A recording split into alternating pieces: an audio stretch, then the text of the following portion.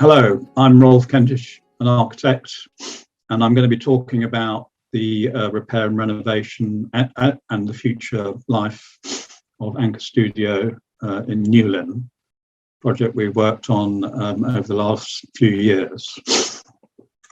Before that, I'm going to just mention the work that MJ Long had done prior to this project and some of the projects that I'd worked on with her up to this point. MJ died sadly in 2018, just after the planning application drawings had been submitted for Anchor Studio. And since then, I've carried on with the work up to completion last year. And I've been particularly interested in how subsequent artists have occupied the space. And we'll talk about that later.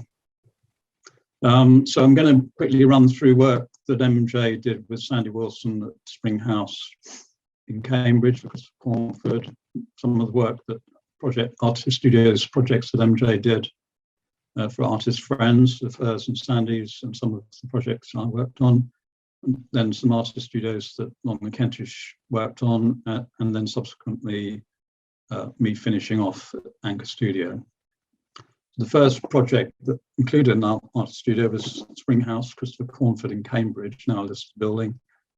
And you can see the studio for Christopher Cornford on the right with the large north-facing windows.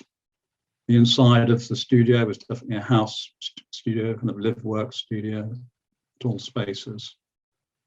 So after that, MJ did a project for RB Kittai, 1975 in South Kensington.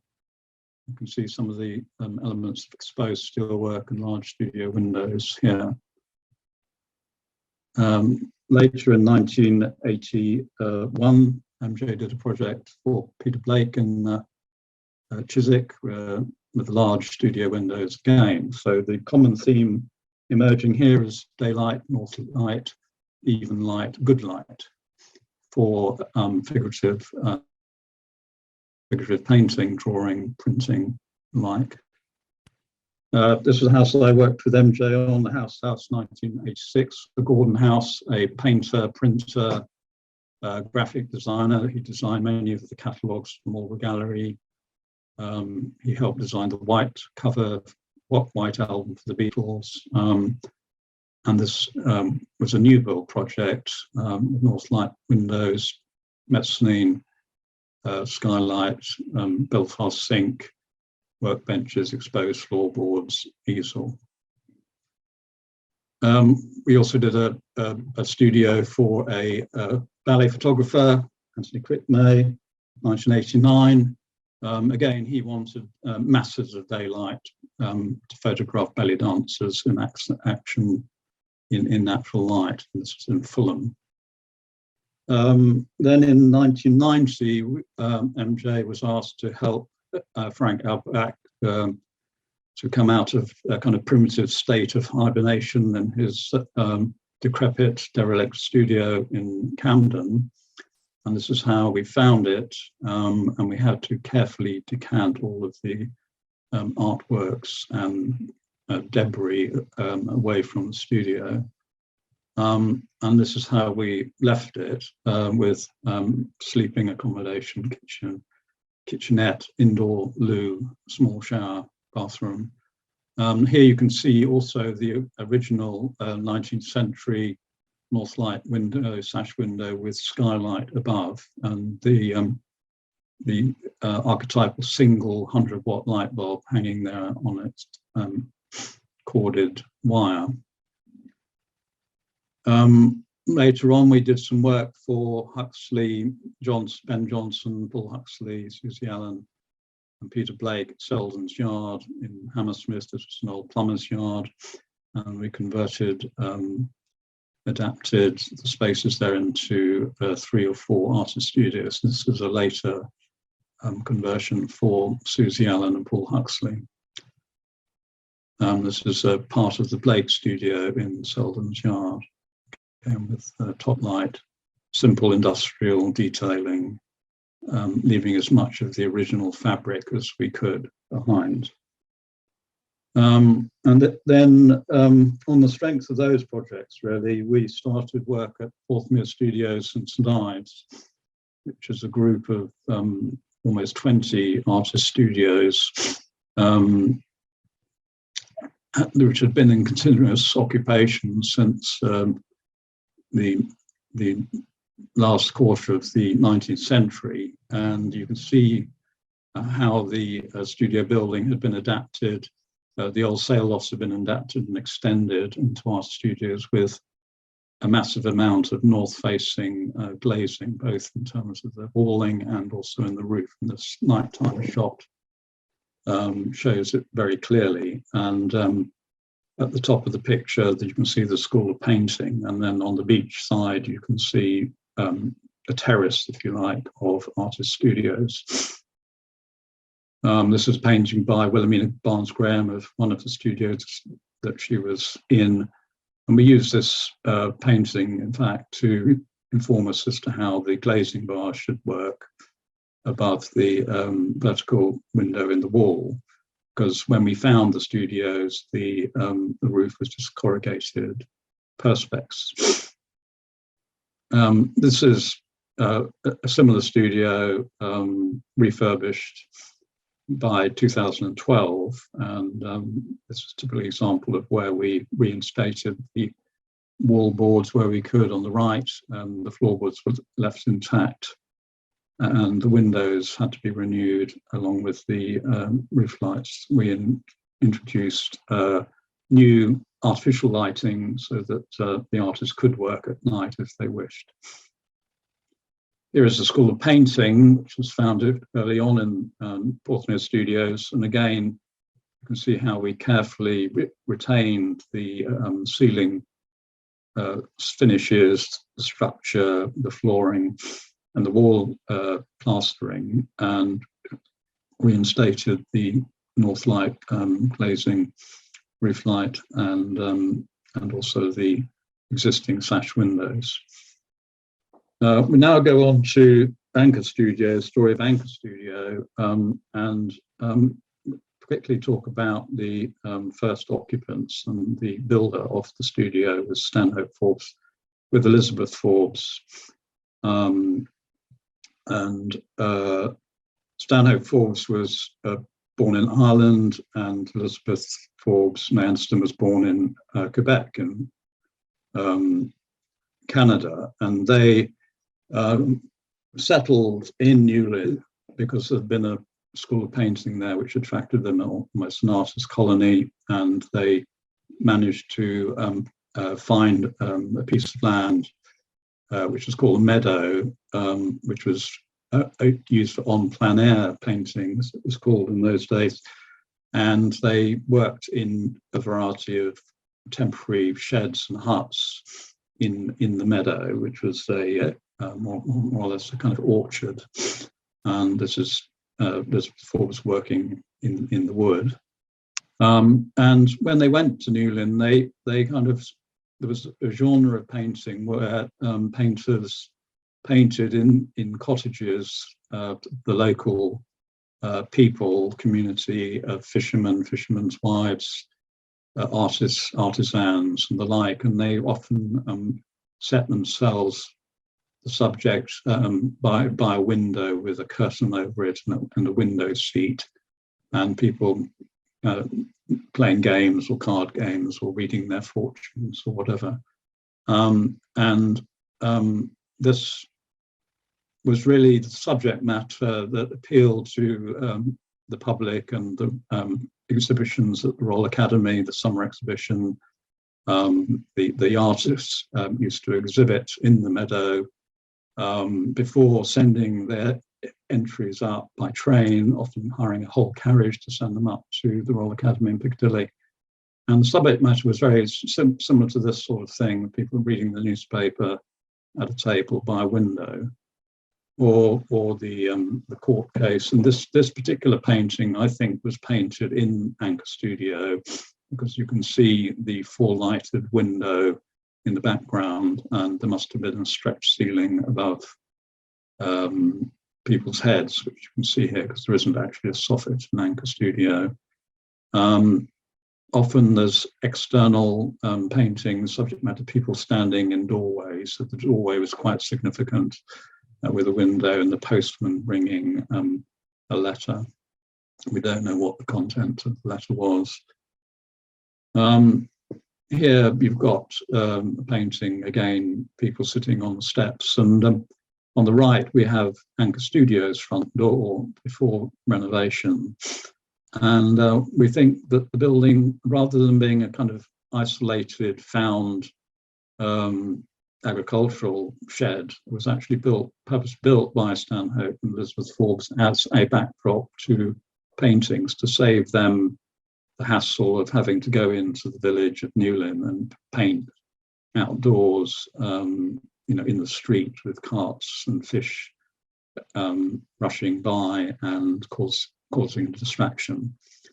There's a story about the anchor you can see to the right of the steps, which was again the subject of a painting, a very well-known painting by Stanhope Forbes, which I'll talk about in a minute.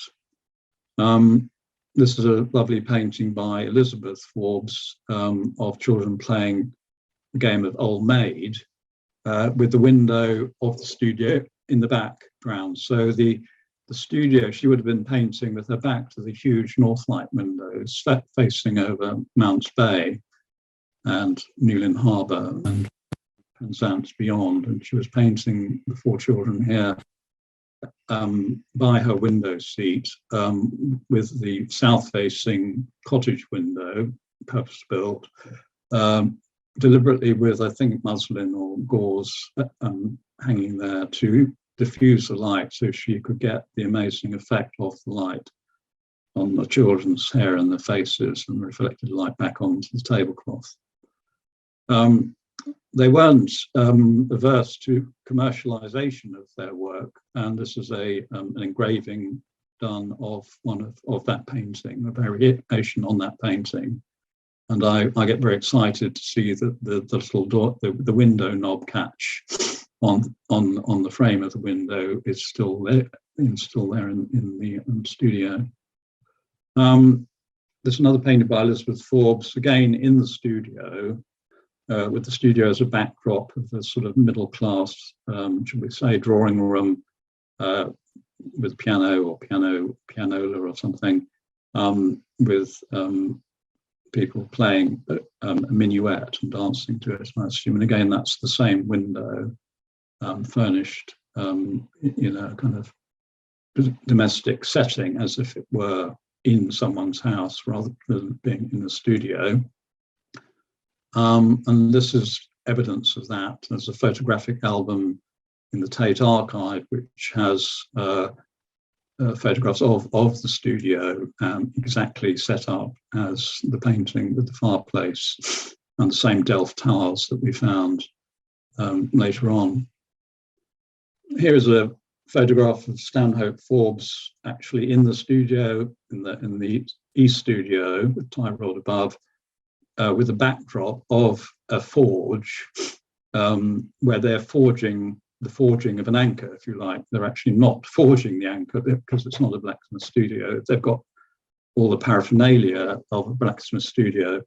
And in fact, there was a studio down in Newlyn town by the bridge where he tried to paint this painting in the studio, but it was just too hot and dusty and messy. And so he recreated the studio in his studio up the hill, painted a backdrop of the blacksmith studio, and simulated the forging of an anchor in that studio.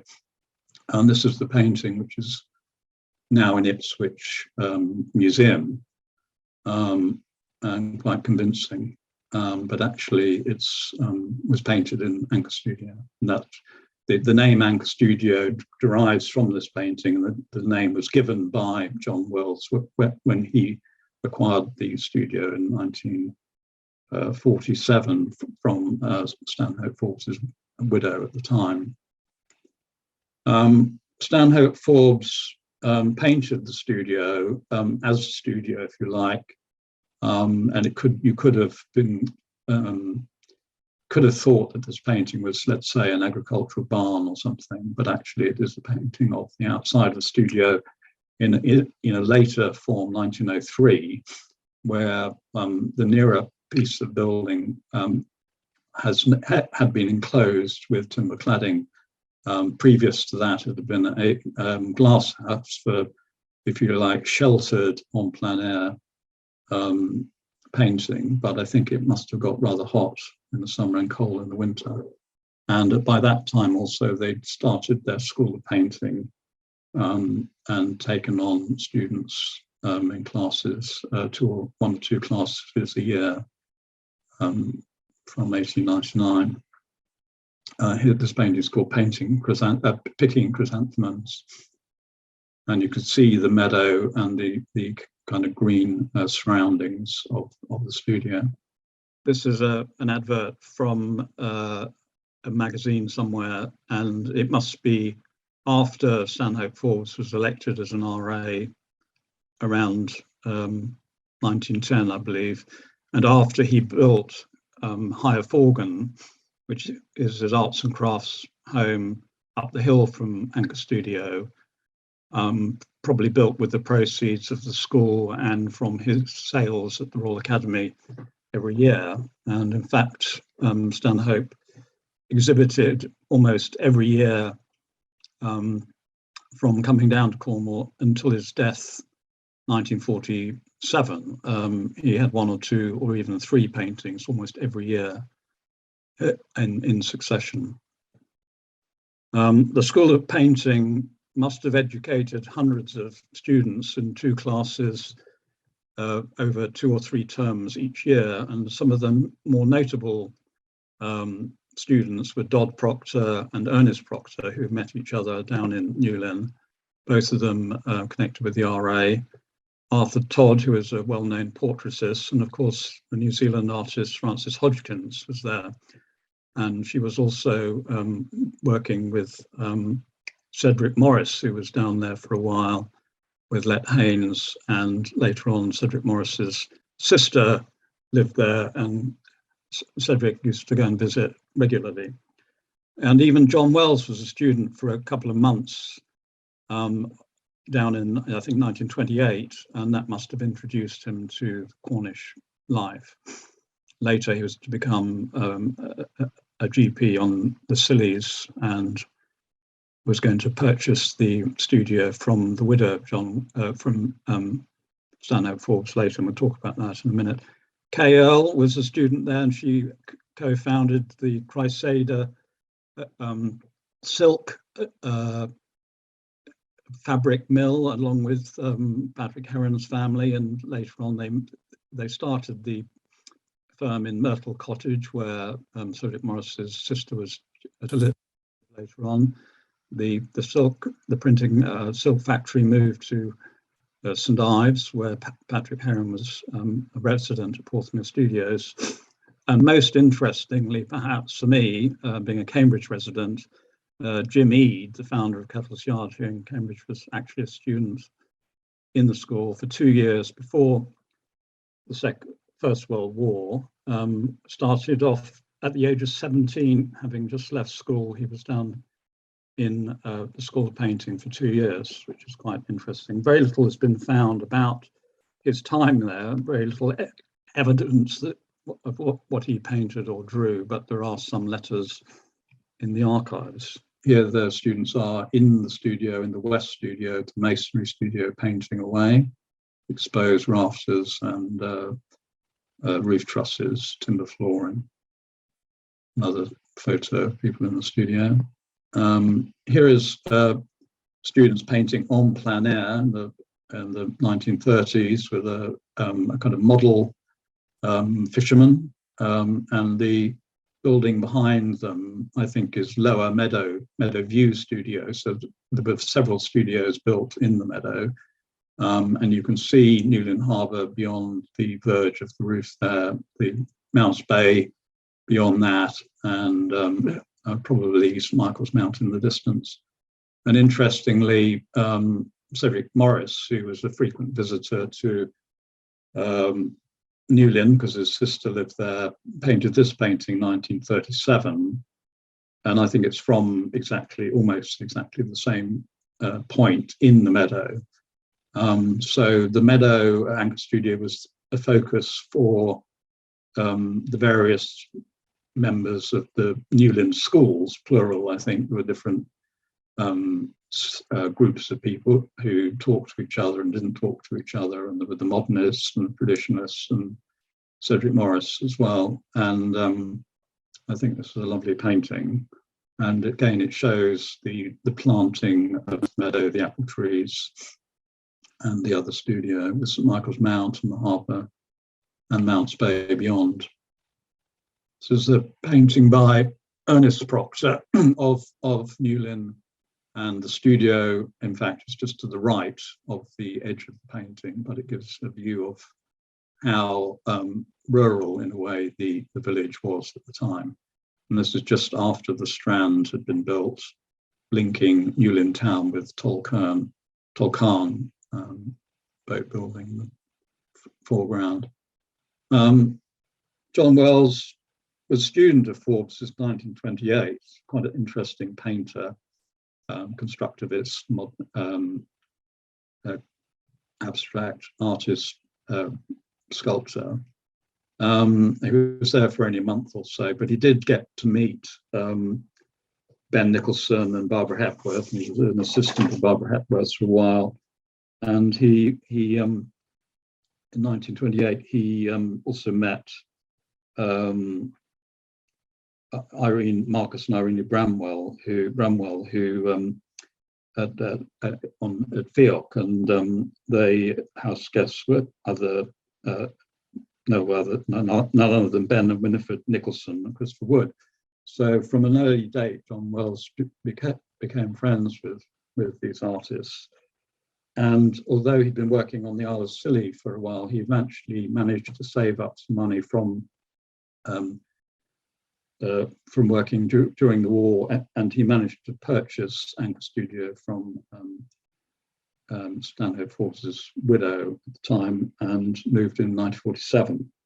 And he lived there in the vicinity, in the building and in the school up the lane, up until his death in 2000, when he bequeathed the studio to what was then the Ball Smart Trust. And in honour of John Wells' bequeathed donation, the trust renamed Ball Smart John Wells Trust. This is a photograph of John Wells in the studio, looking much as it did at the time before John Wells acquired it. So you can see the large north-facing window on the left and the skylight above it. And you can also see a large window facing east and the gable wall. You can see the sort of art painting that John Wells was working on at the time, but also all his tools. There was a lathe, workbenches, circular saw, and he was quite an avid constructor. Here is a painting, a photo of him in the studio, taken by, I think, an American photographer. You can see a very early fluorescent lamp design hanging from the ceiling, which allegedly belonged to Noam Garbo, who gave it to John Wells when he left St Ives. Again, we've got information there in the photographic record of the way the windows worked, and we use that information to recreate the large north-facing window that had sort of collapsed in the early 20th, in the early 2000s. John Wells working away at one of his constructions in the studio. Here's a photograph taken by John Emanuel of the north-facing window. John Emanuel, so one of the artists in Porthmere Studios, who was a friend of John Wells's, and he used to cycle over here to see him. And you can see the view of the bay through the window, which when we found the studio was completely obscured by a evergreen home oak that we had to eventually get permission to remove for historic reasons and artistic reasons, which was the first time that tree preservation order had been removed for heritage reasons because of the view. Another photo by John Wells, by John Emanuel of the window. Here is the John Wells upper ladder doing some essential repair of the walling. Peter Lanyon in the studio with John Wells.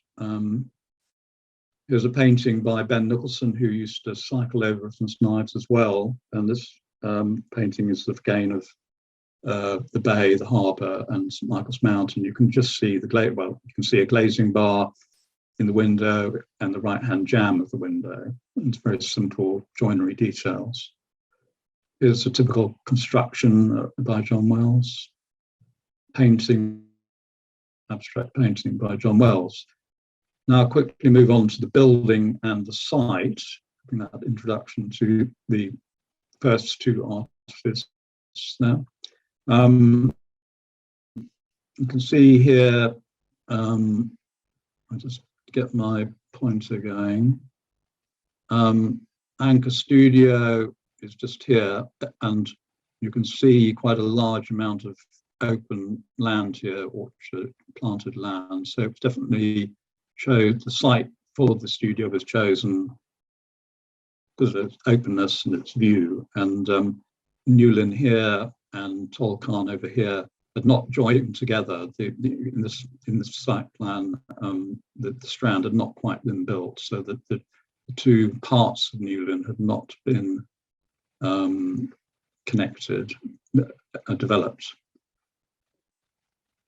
Here is a rate book plan that was produced in the early 1900s, showing that this is the whole meadow, and there are actually 1, 2, 3, 4, 5, 6 different studios under separate ownership built in the studio. So it was definitely a colony of some sort, and it was reached, the studios were reached from Trueworth Venice Street down a small lane or private road here.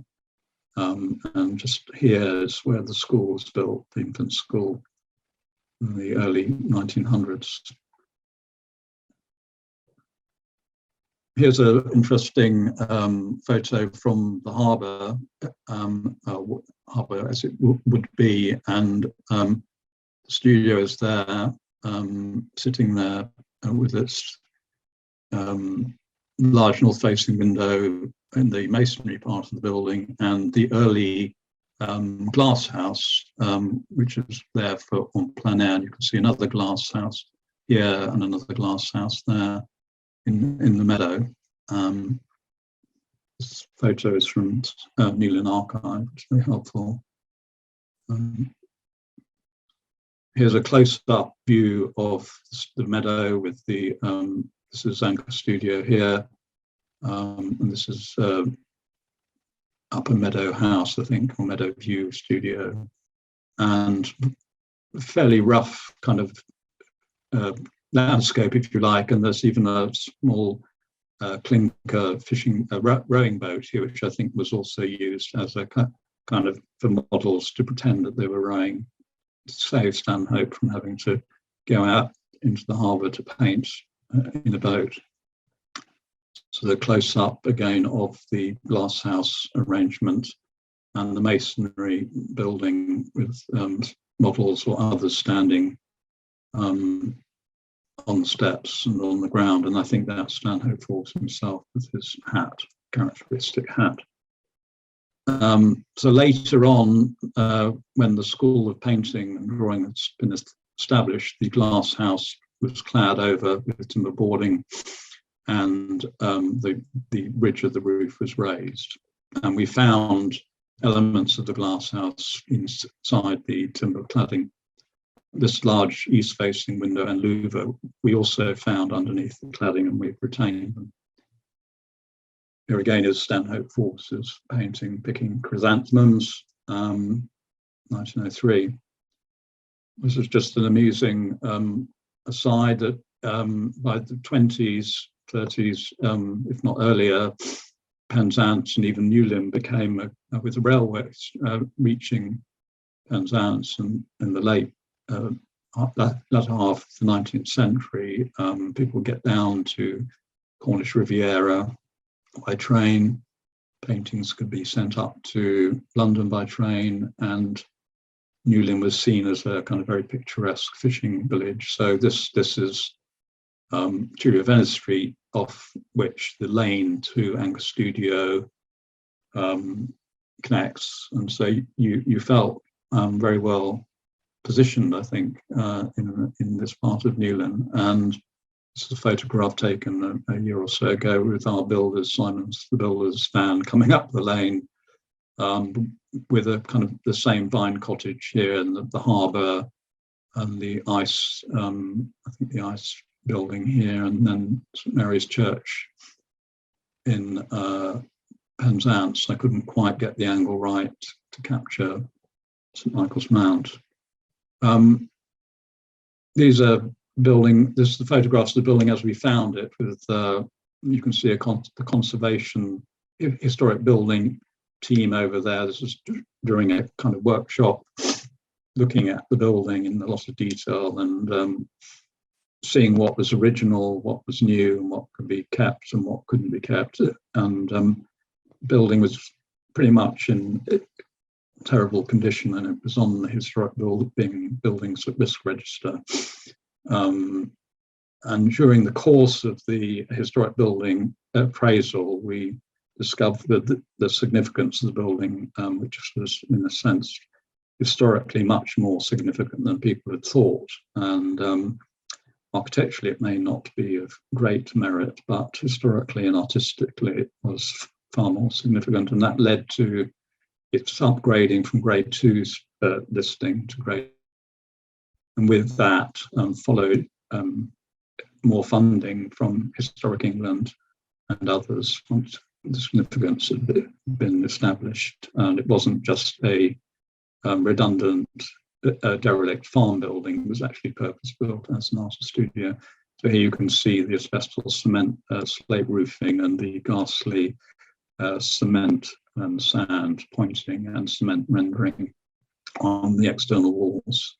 You can see the condition of the timber cladding as we found it, with and the windows, and one of the slopes, the nearest slope, is the remains of a traditional Cornish scantle slate roof, wet laid in mortar with diminishing courses, so that the slates get smaller as you go up the slope. It's an aerial view of the roof. Another view of the much smaller, reduced in size, East Studio window, north-facing window, where the skylight had been removed and slated over, and the east window had been completely boarded over with board, as had the lower ground floor flat, which John Wells had created after 1947 as living accommodation. So here it is, a studio before we started work, when Virginia Bounds, the artist, was in residence. She'd lived there, worked there from 2008. So when we started work in 2020, she'd been there for 12 years and accumulated quite a lot of art, painting, storage, and other materials. It was quite difficult to actually get round the building and to look at the condition in a lot of detail, but we managed with her cooperation. We looked up at the roof, which had been patched up over the years and replaced. There was Sir John Wells's attempt at insulation with polystyrene boarding, and the east window there, you can see boarded up behind the painting on the wall. Not a lot of daylight in the space. Down in the basement or lower ground floor, it was uninhabitable really, and quite damp, unventilated, and quite oppressive. There was a cellar underneath the main part of the West Studio, which again was was full of stuff from John Wells' time, and some of that has found its way into an installation in the cellar at Porthmere Studios done by Mark Dion, but other stuff had to be thrown away due to woodworm. You can see the floor being propped up with temporary props. The windows, the north windows, we retained one of them and rebuilt the other. We found the anchor again, which I mentioned earlier, and that's been kept on the site, as well as the anvil that featured in that Stanhope Forbes painting. We've renewed the downpipes and guttering and repaired the windows. This is a plan, which I hope you can see, of the scheme. So on the left-hand side, you've got a cellar, which is storage, earth floor, and on the right-hand side, there's a very simple flat living room, sitting room, kitchen, and a bathroom, and stairs up to the main floor studio. This is the main floor of studio, and there's a wood-burning stove in the fireplace here, added later. The two window seats on the south side, and then two large north-facing studio windows, one in the masonry part of the building and the other in the timber former glasshouse part, and the large window on the east gable.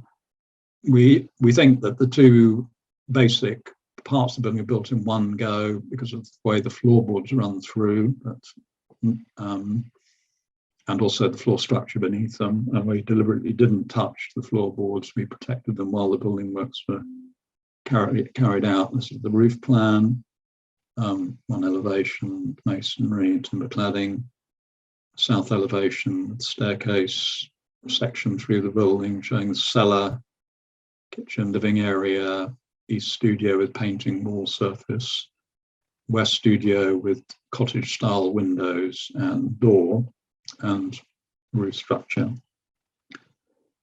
elevation the other way, section, cross section. So we stripped the roof off, repaired as much of the structure as we needed to with timber and steel plates as necessary, retaining as much of the character as possible, not straightening out any of the deflections that had happened over the years, bolting things back together, grain properly, putting in new timbers where we had to, reinstating the shutter for ventilation, and discovering the large east window there, which we reinstated with new glazing bars. We had to add some new steelwork to the east gable. The structural engineer was not satisfied that the timber structure on its own would withstand the now prevailing winds, and so we managed to conceal the steelwork within the thickness of the existing wall structure, along with a lot more insulation that was not there previously, thermal insulation. We recorded the remains of the existing slate roof, the scantal slate diminishing course roof, wet laid, and we replaced that more or less as we found it, but with ventilation underneath the slates, which I'll talk about in a minute. We didn't use split chestnut laths, but we used traditional modern battens as more reliable. Here's the underside of the existing slate roof showing the diminishing courses and the laths, and that would have been originally pargeted or torched with lime mortar from underneath to keep some of the draft and rain out. Here's the roof stripped, and here's the roof being reinstated in the traditional Trevillet Cornish slate, wet laid on a bed of mortar, not completely continuous mortar, but done in such a way that any rain that gets in behind underneath the slates can run away freely. This was all done by local roofing contractor. And here's the roof nearing completion. with the roof light, the north light, roof light going in. This was just a technical drawing showing how we ventilate the underside of the roof with a kind of patent method of mesh insect guard and support of the final bottom course of slates, so that any condensation that gets in from underneath, from the insulation of the timber structure, can be removed by ventilation of the eaves and the ridge. The other main feature we improved was the pointing. So we hacked off carefully removed all of the existing cement and sand mortar, which we found came away quite easily. And with a trial and error, we managed to get a good mortar mix using lime and local sharp sand to match the colour of the tone and the colour of the existing granite masonry.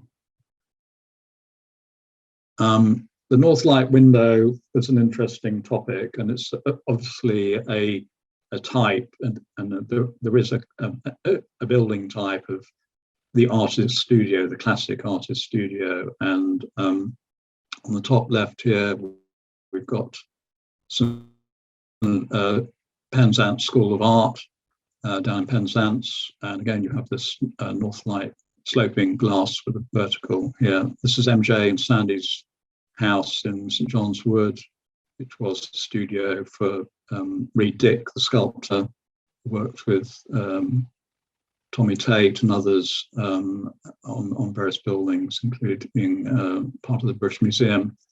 And again, this has this classic north light with sloping roof part. This is Frank Garbuck's studio again. This is the Keeper's studio at the Royal Academy, which we worked on a few years ago. This again faced more north east, if you like, but again it has this typical roof and wall arrangement. And this is Porthmeor and Peter Blake. This is the new window going in at Anchor Studio. You can see that the walls have been resheathed with battens, and the old existing timber wall cladding will be going back on those battens exactly in the order that we found them. But the wall has been stiffened with the plywood sheathing, and a zone has been created where the pink vertical battens are for the installation of electrical and other services that are not plastered over the wall surface as a distraction.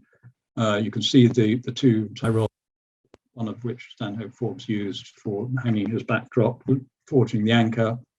Found that the tie rods are actually loose, so we've tightened them up and made them work, which is good. So they help the trusses, which are collared trusses, so that otherwise they wouldn't have been tied at the foot.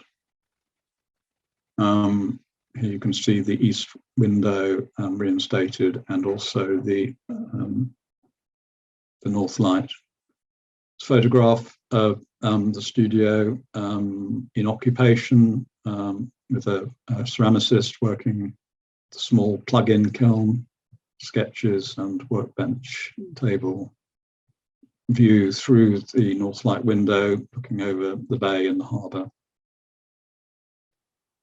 Local materials. Main local materials, the roofing, slate obviously, handmade, hand cut, boxed up, just up the road in Trevillett on the north coast of Cornwall. And lime mortar, this is lime putty being matured in the local lime suppliers, sand suppliers. Quick run through of photos before and after. This is how we found the south and east elevation. This is how we've ended up with it. So they've got new zinc gutters, new paving, but basically reused cladding and retained windows. It's interesting that John Wells actually bought a sort of job lot of former sashes from sash windows and then turned them into casement windows, sometimes with the kind of glazing bars running at 90 degrees to at which they would have been if they were in a vertical sliding sash window. This is the roof before, with corrugated iron roof over the stair. This is afterwards. So we've got diminishing courses on the masonry left-hand roof, but we've got equally spaced courses on the right-hand timber-clad studio roof, and that was to produce a subtle difference between the two phases of the development. You can see that we haven't tried to iron out the nice curvature deflection of the ridge tiles. These houses you can see beyond here were obviously built later on in the later part of the early, the first half of the 20th century, and that land would have been meadow. This is the north elevation before, north elevation afterwards. This is the west studio, the cottage window interior before, and this is afterwards.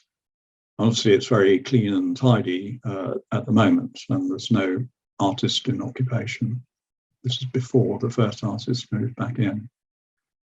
This is the east studio looking northeast before, and this is it afterwards. So we're going back to finish with a couple of paintings by artists who've been in the studio either before or after the development. So this is a painting by Virginia Bounds of the studio before, and I think she used the studio as a subject very much in a different way to the way that Stanhope Forbes would have used it as a backdrop. I mean,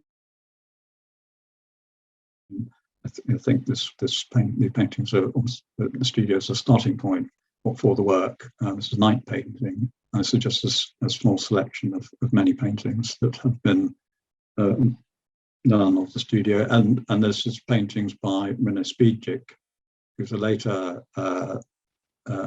artist after the renovation, using the space in a slightly different way, and obviously not able to accumulate quite so much material. It was there for just a few months. This is a video produced by Julia Ellen Lancaster, who was an artist in residence living in the studio towards the end of 2021.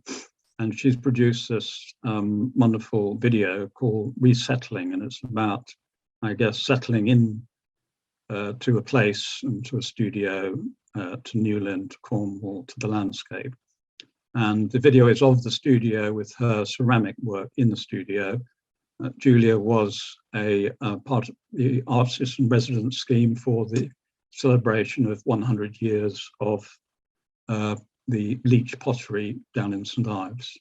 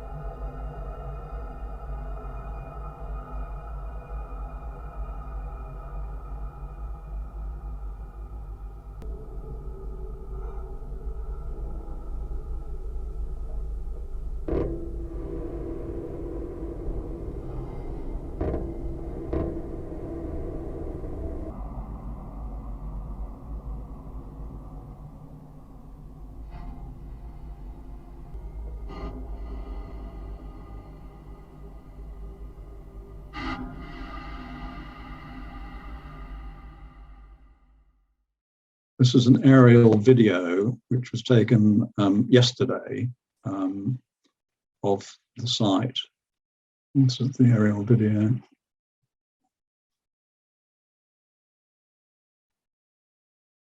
You can see the harbour in the foreground, Tolcon on the right, Newlyn, Old Newlyn on the left, the Strand Road linking the two, and the studio is just here.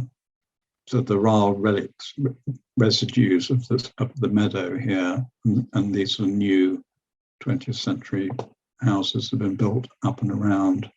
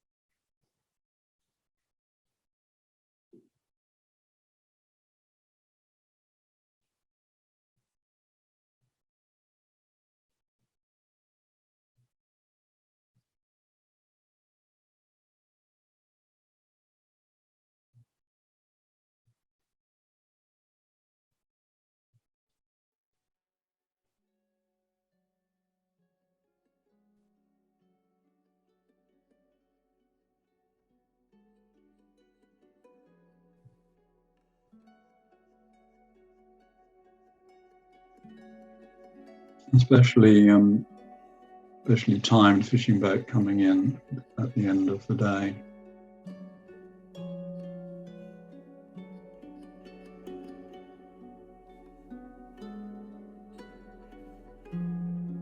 Coming back with its catch.